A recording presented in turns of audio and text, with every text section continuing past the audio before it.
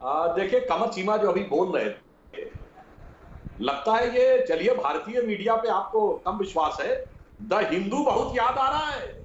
हिंदू नाम से तो बड़ी तकलीफ है, मगर द हिंदू अखबार बहुत याद आ रहा है कमर चीमा जी।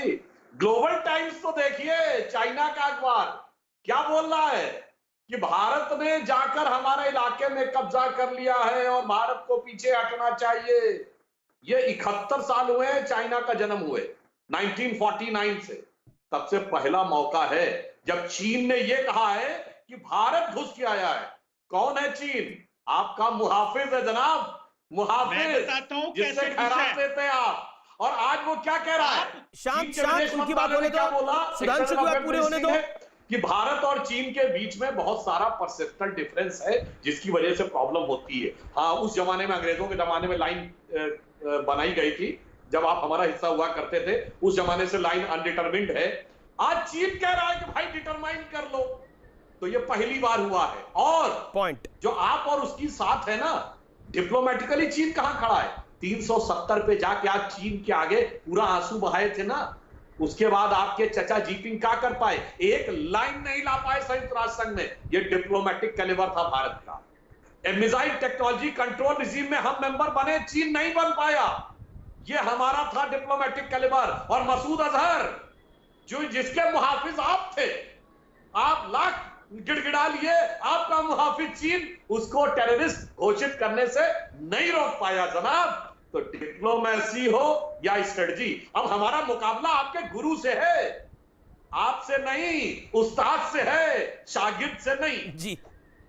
ओके, कमर चीमा जवाब। मैं शागिर्द तो शागिर्द होता है, जब गुरु नहीं झेल पा रहा शागिर्द कैसे झेलेगा? ये तो पुरानी कहावत है। मैं जवाब देता हूं। हमारे यहाँ गरीब बड़े गुरु चेलों को तकलीफ हो गई है कि हमने चाइना को गुरु और चेला पाकिस्तान को बना दिया है।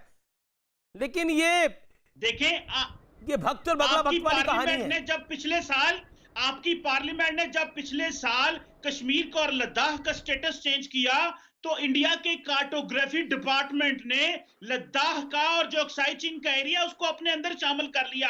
आपने मैप में शामिल किया है, उन्होंने फिजिकली शामिल कर लिया है। आपको प्रॉब्लम यह है कि अब मैप आपके पास है और जगह चीन के पास है। अब मुझे यह बताएं कि आप कैसे ऐसे गुजारा करेंगे?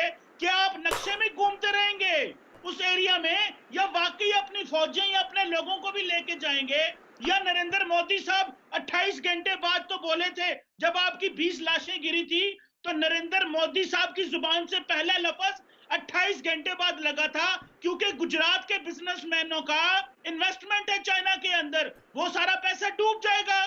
तो नरेंद्र मोदी जहां से पैसा लेते हैं इलेक्शन लड़ने के लिए, वो कह रहे थे मोदी साहब को। अच्छा ठीक है, बोल लिया आपने कमर चीमा। नरेंद्र मोदी कहां से पैसा लेते हैं इलेक्शन लड़ने के लिए? नरेंद्र मोदी की आपकी चालीसा पूरी हो गई हो तो अब आगे की कहानी कर लेते हैं। आप लोग तो चाइना से पैसा लेते हैं, आप लोग तो कटोरा लेके चले जाते हैं चाइना के पास, कृपया करके भगवान के नाम पे कुछ दे दो बाबा। बोलते हो नहीं बोलते?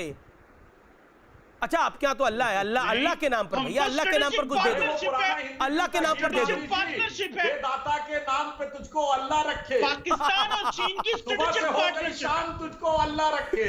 ये तो चीन के आगे ये कहते भाई, पुराना आंखें फिल्मती हिंदी का उसका गाना।